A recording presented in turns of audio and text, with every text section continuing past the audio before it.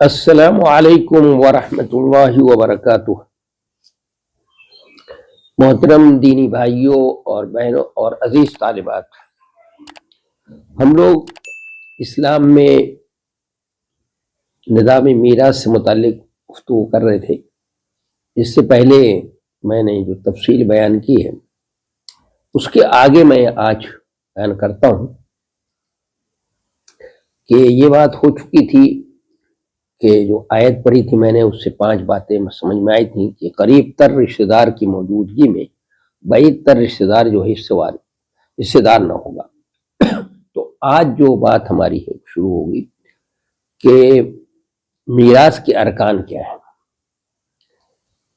تو میراث 3 چیزوں کے وجود کو چاہتی ہے۔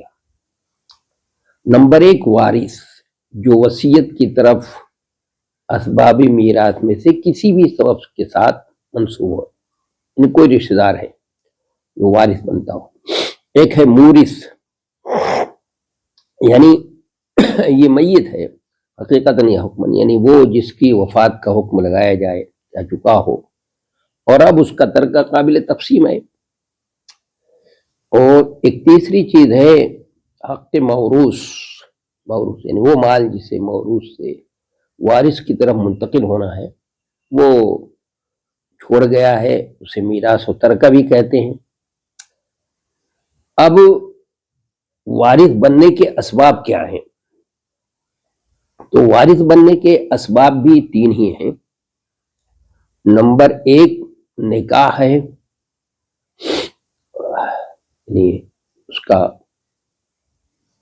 رشتہ دار ہو، اولو الارحام بعضهم اولی ببعض فی کتاب اللہ، اللہ تعالیٰ نے حقیقی سب ہو، ہے نا۔ اور یا دوسری چیز ہے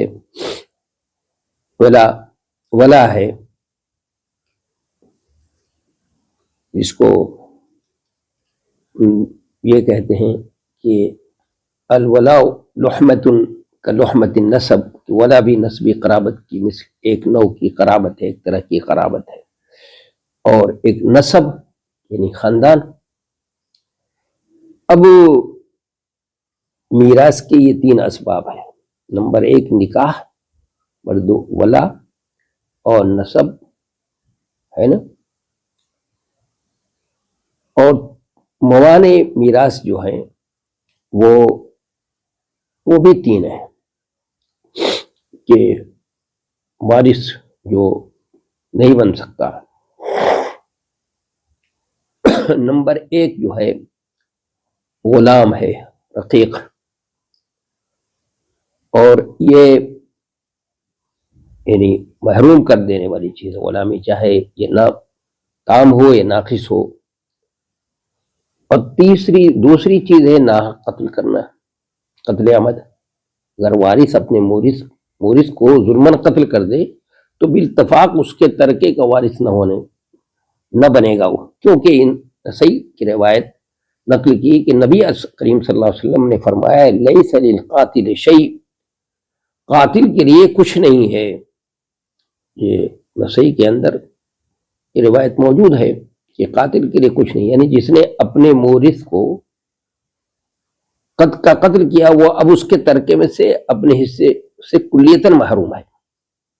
وہ کہ سنن نسائی کی روایت ہے، لیکن محدثین نے اس پر ضعیف ہونے کا حکم لگایا ہے، اور 6367 نمبر کی یہ حدیث ہے۔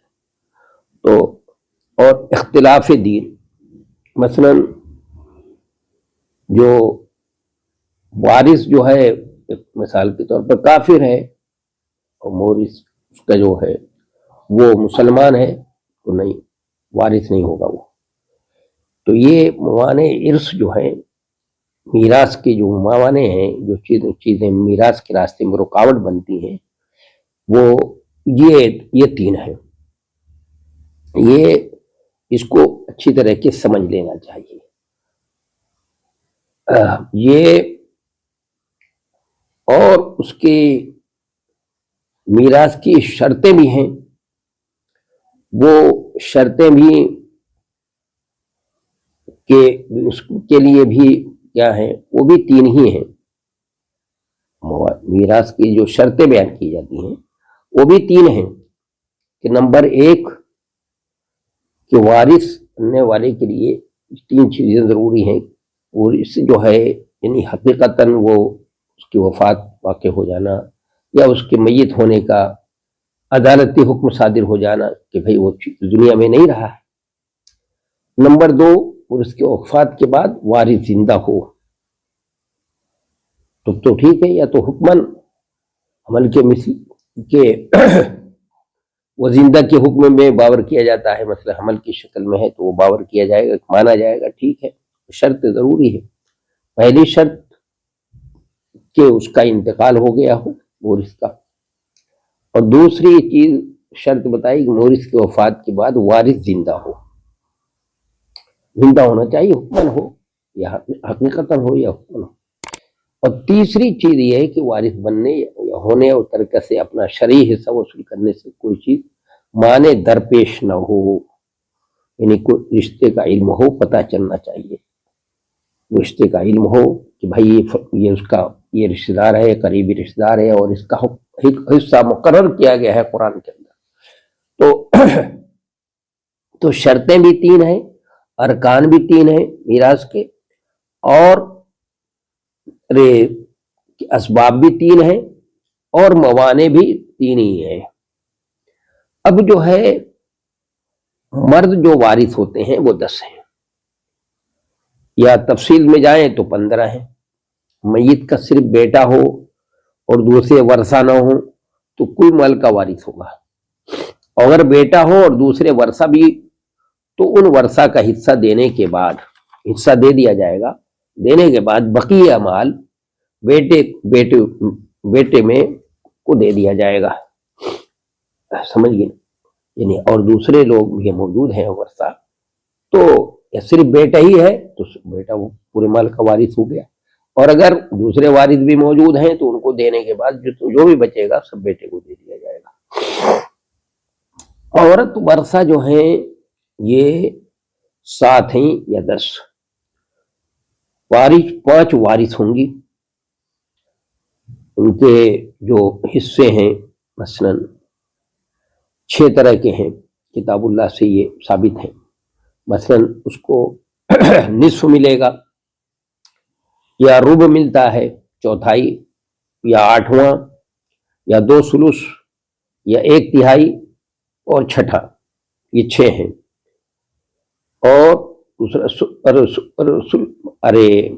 دو مسئلے میں ثلث الباقی جو ہے ماں کے لیے ہوتا ہے. یہ سب کیا ہیں، یہ جزیات ثابت ہیں.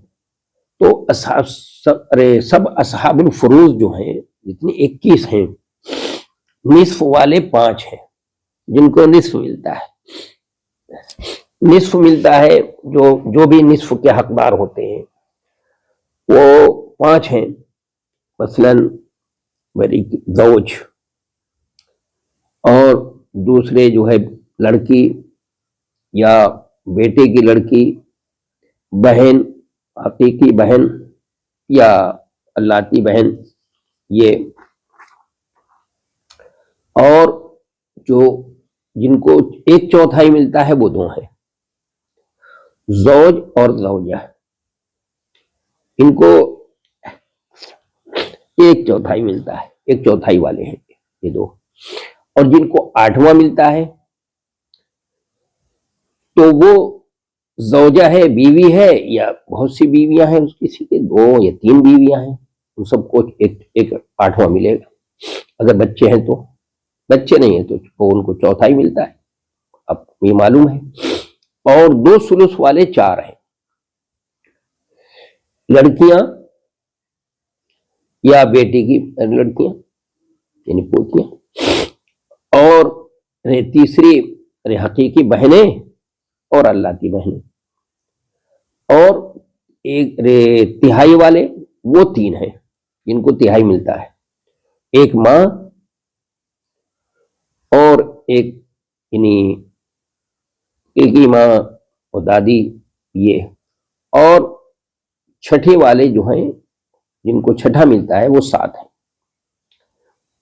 باپ، ماں، دادا اور بیٹے کی بیٹی یا لاتی بہن، دادی اور ماں کا بیٹا جو ہے، یہ جو ہیں ان کو 7واں یہ چھٹا ملتا ہے، یہ 7 ہیں. میں نے 7 کے نام بتا دیے. عورت کی 4 حالتیں ہیں. عورت 4 طرح کی ہے. بیٹی ہے، پہلی نمبر بیٹی ہے. صرف بیٹی ہوگی تو ظاہر ہے کسی کی بیٹی ہے تو وہ آدھے کی حقدار ہو جاتی ہے، آدھے مال کی حقدار اپنے باپ کے، اور کوئی نہیں ہے تو اس کے ماں باپ ہیں، بھائی ہیں تو اس پہ تقسیم ہو جائے گا اور باقی مال. بیٹا اور بیٹی ہوں تو بیٹی کو اکہرا اور بیٹے کو دوہرا ملتا ہے، یہ تو سب کو معلوم ہے. صرف لڑکیاں ہوں تو 2/3 مل جائے گا. فَإِن كُنَّ نِسَاءً فَوْقَ اثْنَتَيْنِ فَلَهُنَّ ثُلُثَا مَا تَرَكَ. قرآن صاف لفظوں میں کہ اگر عورتیں ہوں 2 سے زیادہ ہیں تو ان کو 2/3 ملے گا. صرف ایک لڑکی ہو تو آدھا ملے گا. وَإِن كَانَتْ وَاحِدَةً فَلَهَا النِّصْفُ. قرآن کہتا ہے کہ اگر ایک ہے تو اس کو آدھا مل جائے گا. ماں کی 3 صورتیں ہیں. ماں جو ہوتی ہے اس کی 3 شکلیں ہیں. اگر اولاد ہو تو ماں باپ کو سدس چھٹا ملتا ہے. بے اولاد میت کی ماں کو 1/3 حصہ. میت کے بہن بھائی ہوں تو بھی ماں کو سدس ملے گا، چھٹا ملے گا. بیوی کو 1/4 ملے گا یا 8واں. اولاد ہو تو 8واں ورنہ 1/4. یہ بھی بالکل صاف واضح ہے. بہن و بھائی کو چھٹا جب ایک ہوں، بہن و بھائی ایک ہوں گے تو ان کو چھٹا ملے گا. چھٹا 1 سے زیادہ ہوں تو سب 1/3 میں شریک ہوں، 1/3 میں شریک ہوں. سگی بہن کا آدھا حصہ ہے. 2 بہنیں وارث ہوں تو 2/3 حصہ ہوگا. کئی بہنیں ہوں تو مرد کا حصہ 2 ہوگا. اور لڑکی کا جو ہے بہنیں بھائی ہوں تو لڑکی کا ظاہر ہے کہ مرد کا 2 ہوگا اور لڑکی کا 1/3 ہوگا. یہ اللہ تبارک و تعالیٰ نے اپنے قرآن کے اندر عورتوں کی اصحاب الفروض کی یہ تفصیل بیان کی ہے. اگر کوئی غور سے ان تفصیل کو پڑھے اور سمجھے تو یہ سمجھے گا اور وہ اس نتیجے پر پہنچے گا کہ جو یہ تقسیم اللہ تبارک و تعالیٰ نے کی ہے، جو حصے سب کے مقرر کیے ہیں اور بہت صحیح حصے ہیں، یعنی انصاف پر مبنی ہے. اس میں بالکل اعتدال ہے، کہیں سے کسی کے ساتھ زیادتی نہیں. اور جو کچھ بھی حصے رکھے گئے ہیں وہ اس میں اس کا خیال ہے کہ کس کے اوپر کتنی ذمہ داریاں ہوتی ہیں. ذمہ داری کس کے اوپر ہے؟ جانتی ہے عورتوں کو بہن کو 1/2 حصہ دلوایا گیا تو آدمی بھائی کو دوہرا دلوائے گا. تو اس پہ بڑی اور بہت لوگ اس پر ہنگامہ آرائی کرتے ہیں کہ یہ کہہ رہی تو بڑی ناانصافی ہے. ناانصافی کچھ بھی نہیں ہے. اسلام اس پہ دیکھتا ہے خالق کائنات، اس نے انسان کو پیدا کیا، اس کی ضروریات سے وہ خود واقف ہے. مرد لڑکا ہے، اس کے اوپر ذمہ داری ہے، اپنے گھر کے بچوں کے نان نفقے کی ذمہ داری ہے، بیوی کے نان نفقے کی ذمہ داری ہے، اور بہن کے اوپر کس چیز کی ذمہ داری ہے؟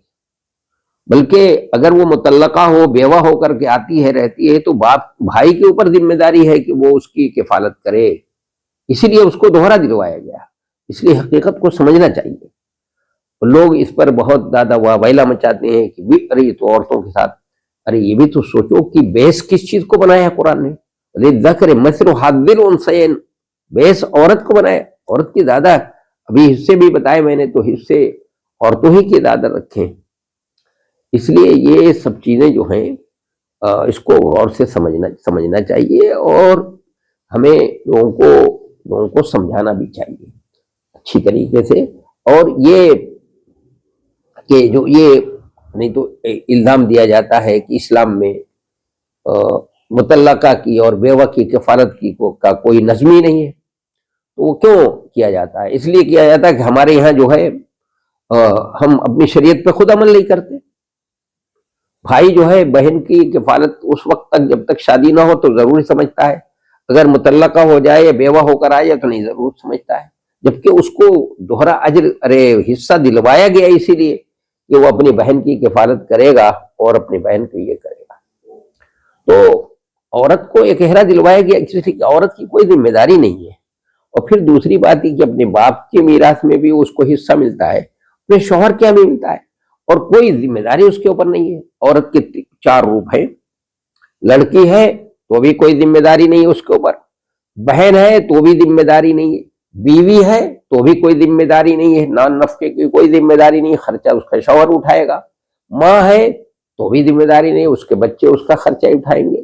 تو اس لیے دیکھیے اس طرح میں اللہ تبارک و تعالیٰ نے جو یہ حصے مقرر کیے ہیں بہت ہی صحیح اور مناسب ہیں. اور جو یورپ اور امریکہ اور اس باہر کی دنیا کے جو لوگ ہیں پڑھے لکھے ہیں جو سنجیدہ ہیں وہ خود اس کو سمجھ کر کے سمجھتے ہیں پڑھتے ہیں تو وہ خود حیران ہیں کہ بھئی یہ تو تقسیم بالکل ہی صحیح ہے. لیکن جو لوگ جنہوں نے تعصب کی عینک لگا رکھی ہے اور بہت موٹی سی لگا رکھی ہے کالی سی، تو ظاہر ہے ان کو تو ہر چیز اسلام کی ہر چیز جو ہے ان کو تو اچھی چیز بھی بری لگتی. جب آدمی کو کسی چیز سے قد ہو، کسی سے نفرت اور عداوت ہو تو اچھی چیز بھی بری لگتی ہے. اس لیے ضرورت ہے کہ اس کو سنجیدگی کے ساتھ پڑھا جائے اور اس پہ سمجھا جائے.